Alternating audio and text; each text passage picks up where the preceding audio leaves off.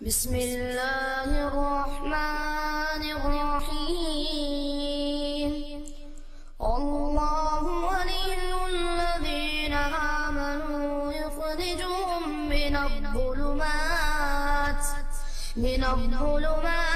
इलन्नूर वल्लज़ीना कफ़रू अवलियाउहुमुत्ताग़ूत युख़रिजूनहुम मिनन्नूरि इलज़्ज़ुलुमात उलाइका अस्हाबुन्नार हुम फ़ीहा ख़ालिदून।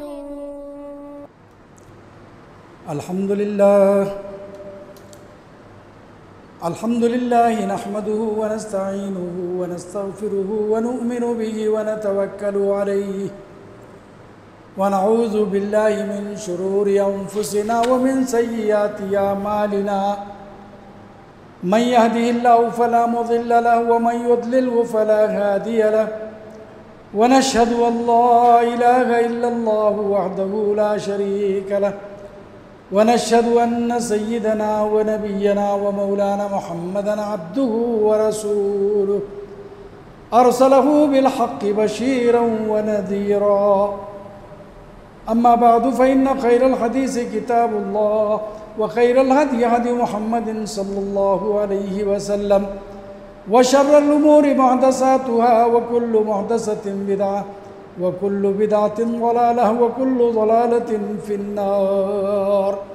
फ़अऊज़ु बिल्लाहि समीइल अलीम मिनश शैतानिर रजीम। बिस्मिल्लाहिर रहमानिर रहीम।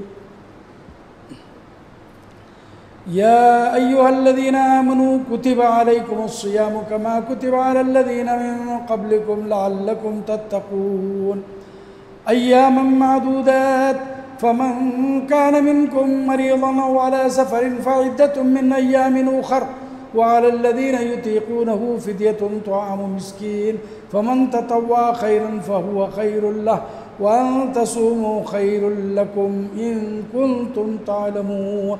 शहरु रमज़ान अल्लज़ी उन्ज़िल फ़ीहिल क़ुरआनु हुदल लिन्नासि व बय्यिनातिन मिनल हुदा वल फ़ुरक़ान फ़मन शहिद मिनकुमुश्शहर फ़ल्यसुम व मन कान मरीज़न औ अला सफ़रिन फ़इद्दतुम मिन अय्यामिन उख़र युरीदुल्लाहु बिकुमुल युस्र व ला युरीदु बिकुमुल उस्र व लितुकमिलुल इद्दत व लितुकब्बिरुल्लाह अला मा हदाकुम व लअल्लकुम तशकुरून। रब्बि इश्रह ली सदरी व यस्सिर ली अमरी वहलुल उक़दतम मिन लिसानी यफ़क़हू क़ौली सुब्हानक ला इल्म लना इल्ला मा अल्लमतना इन्नका अंतल अलीमुल हकीम। बुज़ुर्गान मोहतरम, अज़ीज़ दोस्तों, प्यारे नौजवान साथियों और सुनने वाली इफ़्फ़त माई और बहनों, हर किस्म की तारीफ़ उसी रब्बे ज़ुल जलाल वल इकराम के लिए लायक व ज़ेबा है जिसने बेबहा बेइंतहा नेमतों के अलावा एक स्पेशल नेमत है रमज़ान मुबारक के रोज़े हम पर फ़र्ज़ किए। ये बहुत बड़ी नेमत है, ये बहुत बड़ी नेमत है, ये बहुत बड़ी नेमत है। ये अल्लाह ताला की तारीफ़ करते वक्त में मुझे बीच में एक लफ्ज़ याद आया, आज दुनिया हमारी और तुम्हारी दुश्मन क्यों है? पूरी दुनिया में देखो और ख़ासकर हिंदुस्तान में और उसमें भी ख़ासकर हमारे कर्नाटक में देखो, अरे दो आदमी एक्सीडेंट होके मर रहे हैं तो एक्सीडेंट में तो कहीं ना कहीं खरोच आएगी, तो उसको एक आदमी जो है उसको एक हिंदू मुस्लिम का रंग देता है। कहा कि उसे उर्दू नहीं आती थी, उसे चाकू से मारा कर बोलता, बाद में होम मिनिस्टर आके माफ़ी मांगता है मीडिया पे। शर्म की हद हो गई। ये क्यों है? इसलिए कि पूरी दुनिया जानती है कि इस मज़हब का एक एक उसूल बड़ा पाकीज़ा और पवित्र और नेचर के मुताबिक, एक एक उसूल। अब उनको हसद जलन शुरू हो गई क्योंकि गंदगी भरी हुई वहाँ।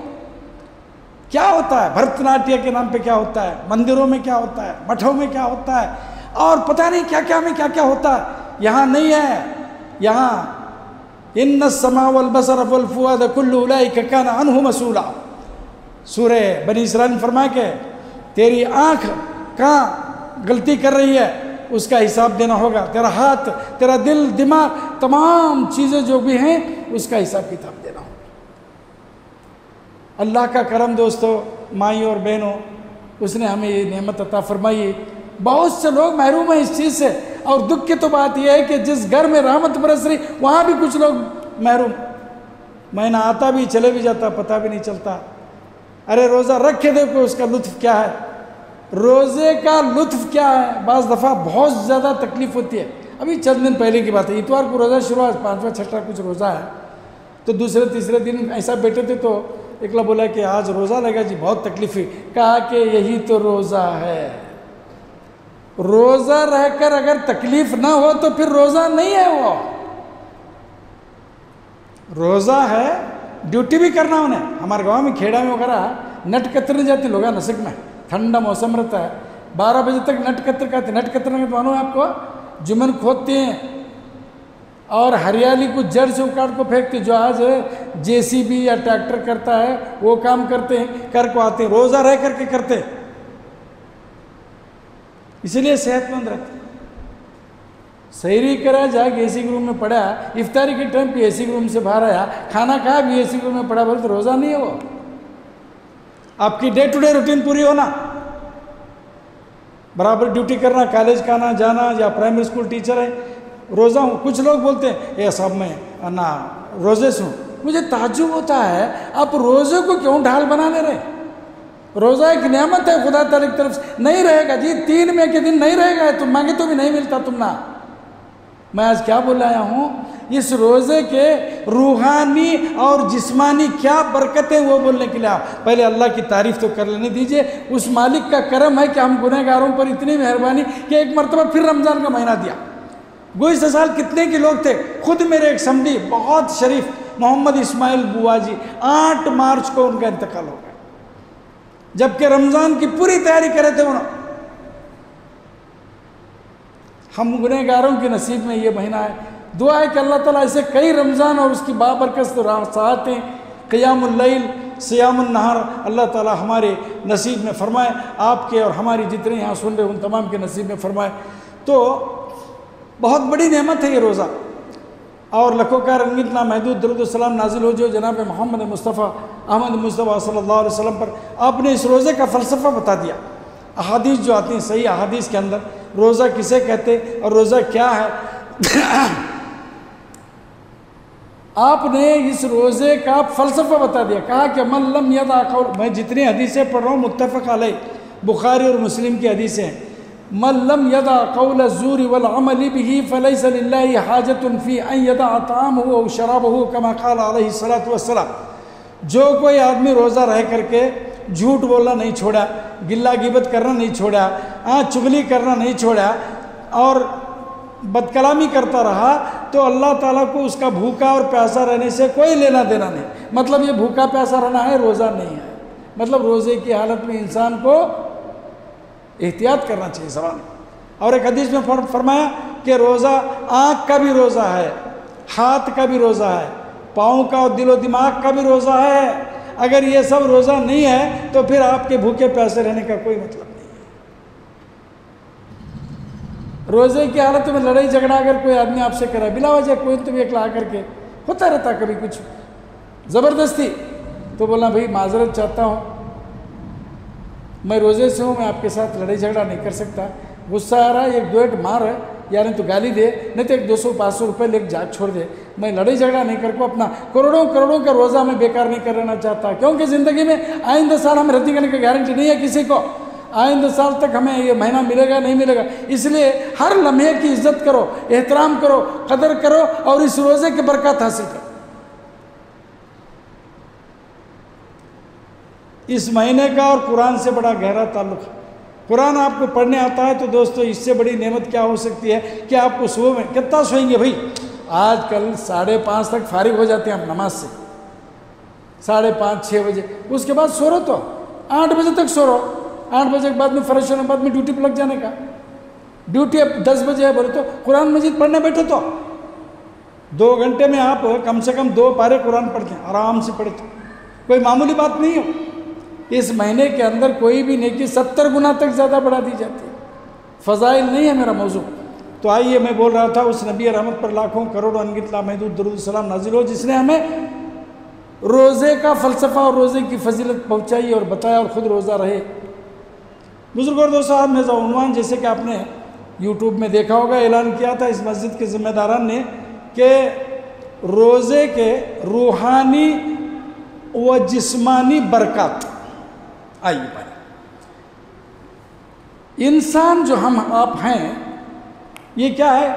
The human body consist of two parts, one the hardware and the software. इंसान के जिस्म में दो चीज़ें हैं, एक रूह है और एक जिस्म है। नया लग रहा नहीं, ज़रा परवाह नहीं, कोई बात नहीं। क्लास में जैसा मैं पढ़ाता हूँ वैसे क्लास में यही पढ़ाता हूँ मैं, फिलॉसफी साइकोलॉजी वगैरह। तो इंसान के अंदर दो चीज़ें हैं, एक रूह है और एक जिस्म है। मिसाल तौर पर अब ये फैन है, ये लाइट है, ये सब है, काम कर रही है। करंट गया क्या होता बोलो? ये फैन भी रहता है, लाइट भी रहता है, सब रहता है, लेकिन काम नहीं करता वो, इसलिए कि उसके अंदर का करंट चलेगा। मेरे अल्फाज में रूह चले गई, रूह चले गई, धड़ है, कोई काम नहीं है, ये हुआ रूह। जिस्म का मतलब it is a hardware, physiology, human anatomy, ये तमाम आँख, नाक, दिल, दिमाग, खोपड़ी, हड्डां, अंदर के गोश्त, चर्बी, ये तमाम चीज़ें। तो रोज़ा इन दोनों को क्या देता साहब? दुनिया का कोई हॉस्पिटल, कोई दुनिया की कोई ताकत नहीं देती, वो रोज़ा देता है। बताऊँ मैं पहले आइए रूहानी, रोज़े के रूहानी फ़ायदे क्या, हमारी रूह को क्या फ़ायदा? रूह किस चीज़ का नाम है? कुरान मजीद में फरमाया, व यसअलूनका अनिर रूह कुल रूह मिन अम्रि रब्बी व मा ऊतीतुम मिनल इल्मि इल्ला कलीला। अरे हमारे हबीब ये यहूदी ईसाई आपको तंग करने के लिए पूछते हैं कि रूह के बारे में बताओ। अरे इनको भी नहीं मालूम है रूह के बारे में, वो आपको क्या तंग करेंगे? कहो कि अल्लाह का मामला है, वो अल्लाह ही बेहतर जानता है। रूह जो है क्या है? रूह एक सॉफ्टवेयर है, आज की लैंग्वेज में आसानी से हम बोल सकते हैं।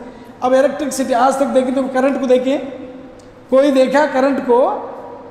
करंट दिखता नहीं, करंट हाथ में लेता नहीं, किलो 2 किलो यूँ बिकने के लिए नहीं आता, वो एक्शन करता है।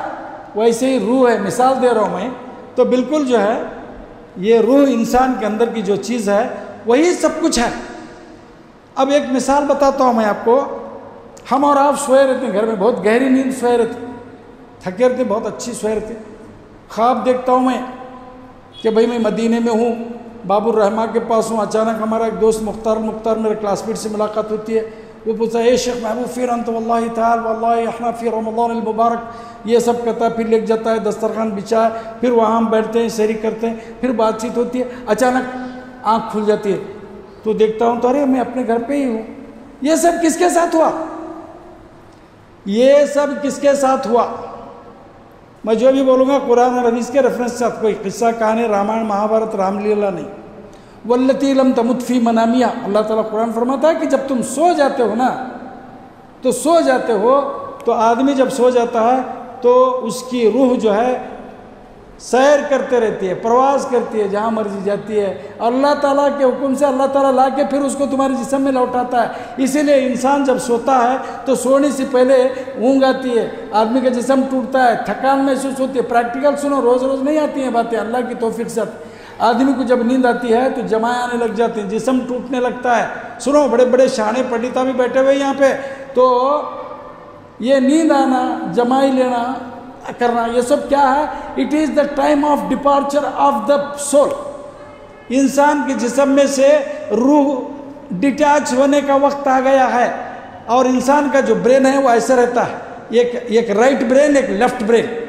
तो जब इस वक्त मेरा लेफ्ट ब्रेन अगर एक्टिव है तो राइट ब्रेन पैसिव है, तो राइट ब्रेन अगर एक्टिव है तो लेफ्ट ब्रेन पैसिव हो जाता है।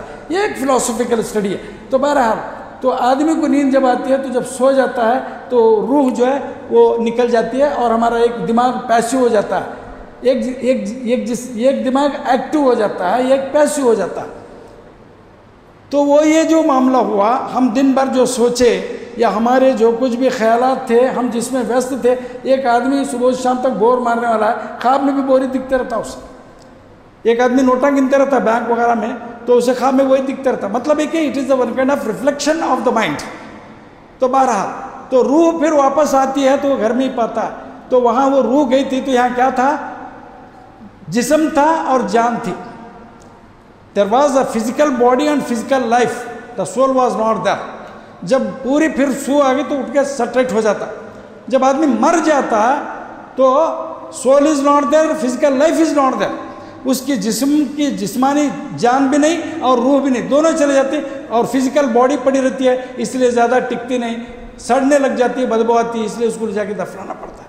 फिजिकल लाइफ है तो सड़ती नहीं बॉडी। बहरहाल, तो इंसान के अंदर जो रूह है, उस रूह को पाकीज़ा करता है ये रोज़ा, उसको बरकत कैसे पहुंचाता है बताओ मैं आपको। रोज़े का एहसास होता है दीन ईमान के साथ। हदीस याद है, मन सौम रमज़ान ईमानुम व इहतिसाबन गुफ़िर लहू मा तक़द्दम मिन ज़ंबिह।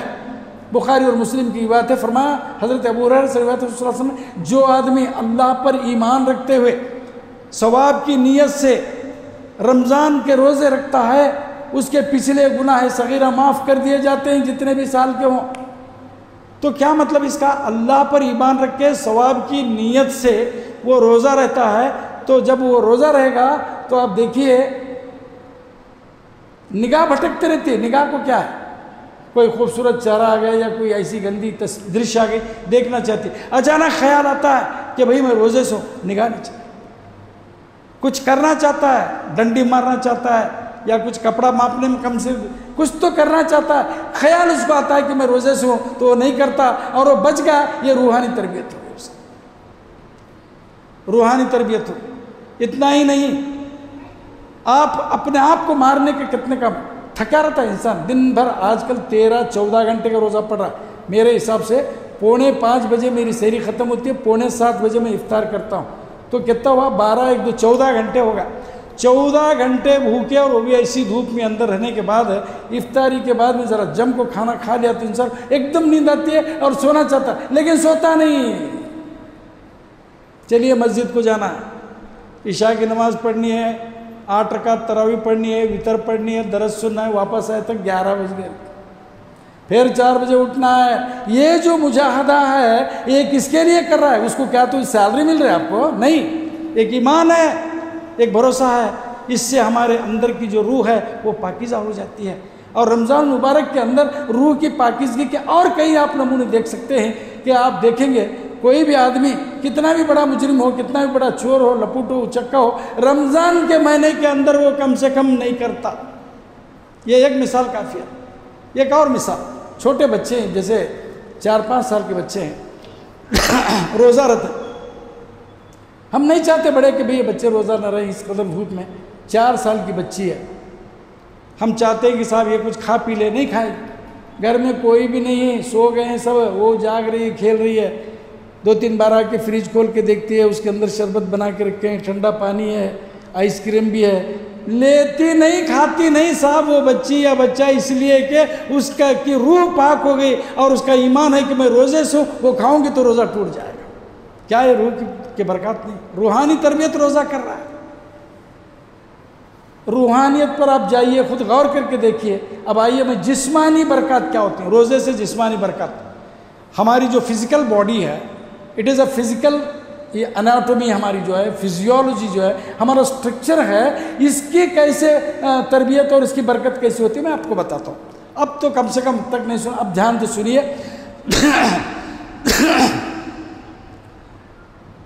2016 बोलो तो कितने साल पहले? अब 22 है ना, तकरीबन एक 6 साल पहले, 5 साल 6 साल पहले,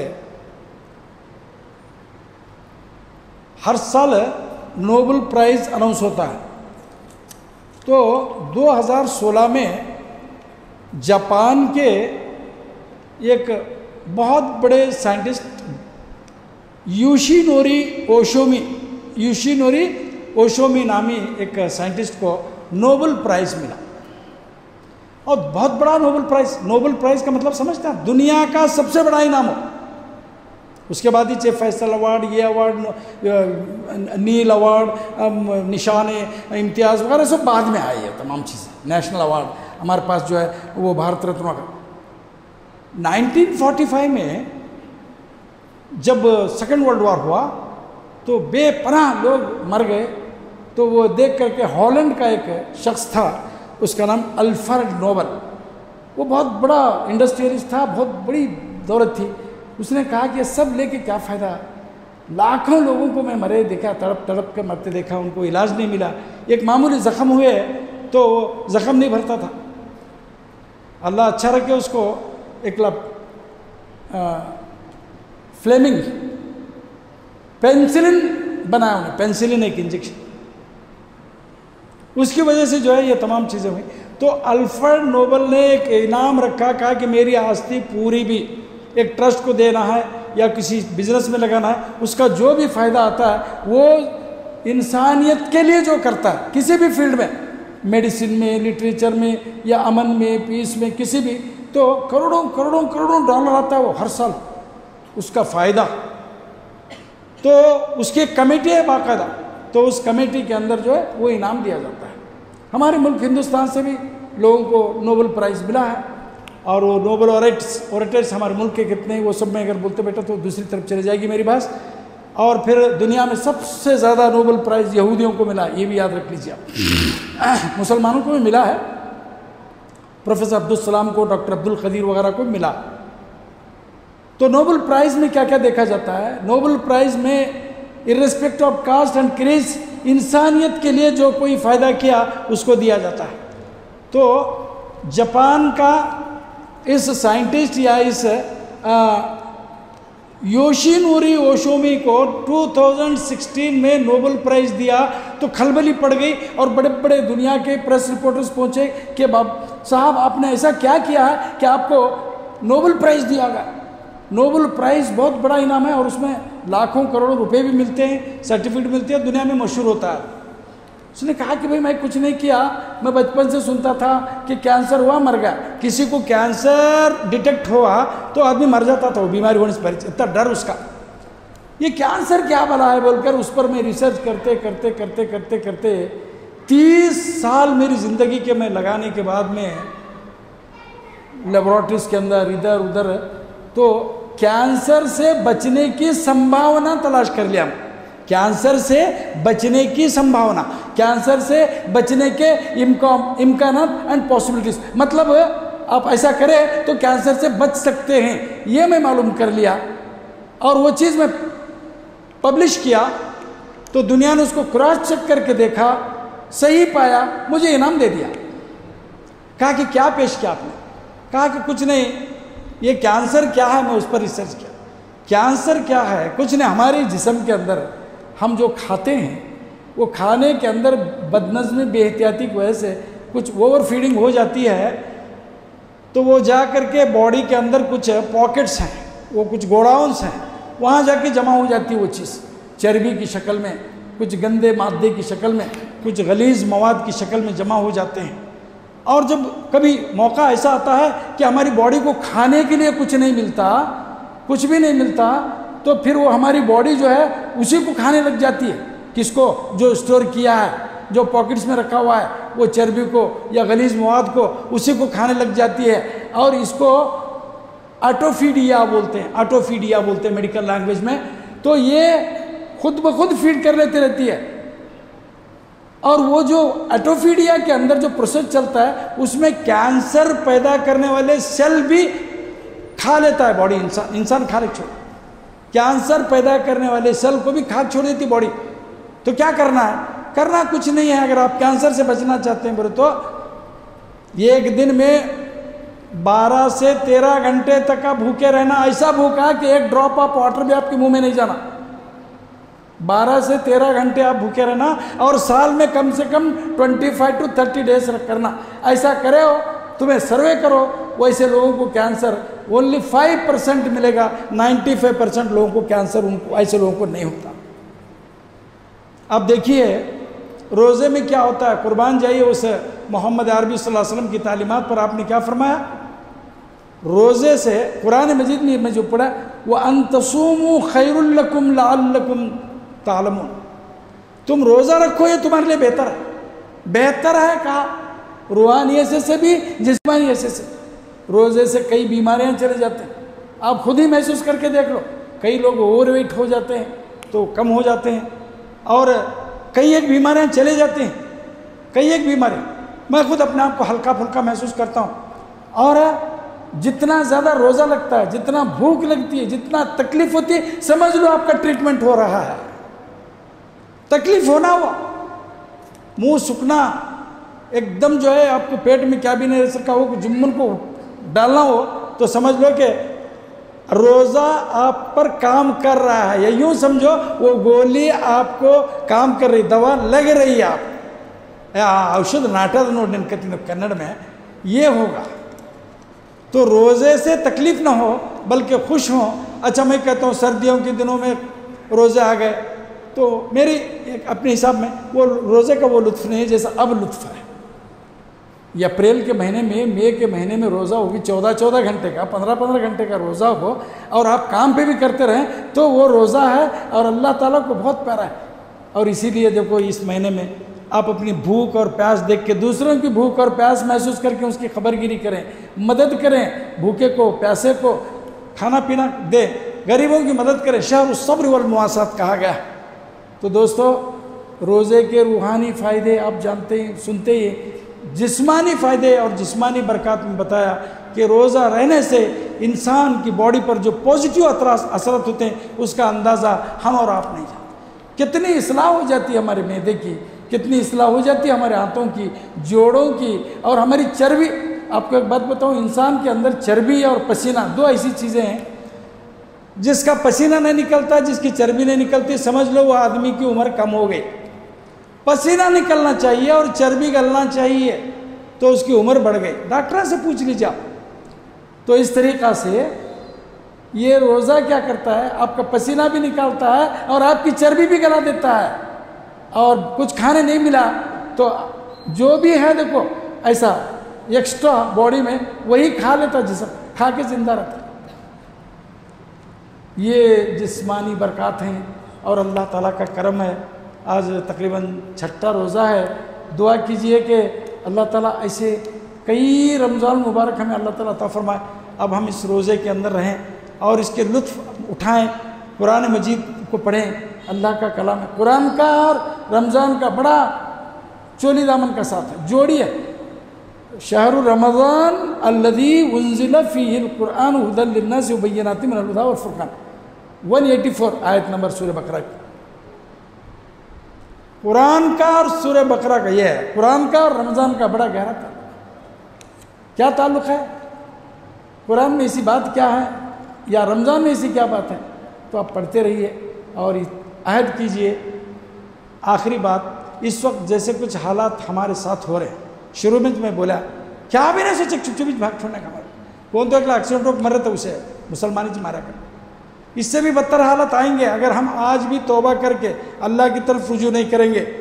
अल्लाह की तरफ रुजू करना है और अपने गुनाहों से माफ़ी मांगना है और आपस में इत्तेहाद और इत्तेफाक। तमाम आप मेरे मुसलमान भाई वो लोग देखो, अरे जो शख्स जिसको छूता नहीं उसे आज अपने साथ बुला लिया। बहुत जात पात का बहुत है, हमारे पास ऐसा कुछ नहीं है। अहले किबला हैं हम, कलिमा गो भाई हैं, मगर दिलों से खोट नहीं जा रहा। जाने नहीं देते कुछ लोग अपने मकसद के लिए। वो गया तो जिनके नजराने नहीं आते, तो उनको तोहफे नहीं आते, उनको पाकिटा नहीं आते, इसलिए बराबर फोड़ते से रखना है। कब तक करेंगे भाई? अभी कौन सा वक्त का इंतज़ार है? अल्लाह ताला बचाए, अल्लाह ताला हिफाजत फरमाए, अल्लाह अमनता फरमाए तमाम इंसानियतों पर, तमाम इंसानियत, दुनिया की इंसानियत पर अमन फतह, ख़ासकर मुसलमानों और इस मुल्क में और हमारे कर्नाटक में, हमारे ज़िला, हमारे शहर में अल्लाह ताला अमन अता फरमाए। रमज़ान मुबारक का महीना अमन सलामती के साथ, बखैर व आफ़ियत के साथ गुजरे, हमारी ईद भी अच्छी हो, किसी तरह के कोई नाखुशगवार वाक़यात ना आए। ऐसे में सब्र कीजिए आप भी, अल्लाह ताला साफ करने वाले सब। एक आदमी देखो बोला होम मिनिस्टर, माफ़ी मांगा उन्हें, अल्लाह ताला की तरफ से छोटा। ये माइक पर का जो ऑर्डर है पढ़े आप, डायरेक्टर जनरल ऑफ पुलिस का जो आया है उसमें सिर्फ मस्जिद बोल के नहीं है, तमाम इबादत गाह, चर्च है, गुरुद्वारा है, मस्जिदें हैं, मंदिर है, मठ है, उन तमाम के लिए है वो कानून। हमको घबराना नहीं है, अपने माइक के ऊपर जाने वाली आवाज़ को, उसका हैजिबल बोल के करता आवाज़ ज़रा कम करके, ज़रूरत से ज़्यादा नहीं इस्तेमाल करना, सिर्फ ज़रूरत के लिए इस्तेमाल करना है। खामखा जो है तरावी हुई अस्सलातु वस्सलाम बोल के माइक में पुकार बैठने का, या नहीं करके तो 3-4 छोड़ना, मेरे को सिर्फ बोलो भी तुम्हें कर बोलने का। लोगों को पूरे गाँव में आवाज़ आ रही, मस्जिद में कोई लोग नहीं रहते। गैर ज़रूरी आवाज़ क्या ज़रूरत है? वो शरीयत भी इजाज़त नहीं देती उसकी। अमन और सलामती का यही रास्ता है बाबा। इससे बढ़कर कुछ नहीं। अल्लाह ताला हमें और आपको अपने अमन हिफाजत में रखे। बारकल्लाहु लना व लकुम फिल कुरआनिल मजीद व नफ़अना व इय्याकुम बिल आयाति व ज़िक्रिल हकीम। इन्नहु तआला जव्वादुम मलिकुम बर्रुर रऊफ़ुर रहीम व रब्बुल हलीम।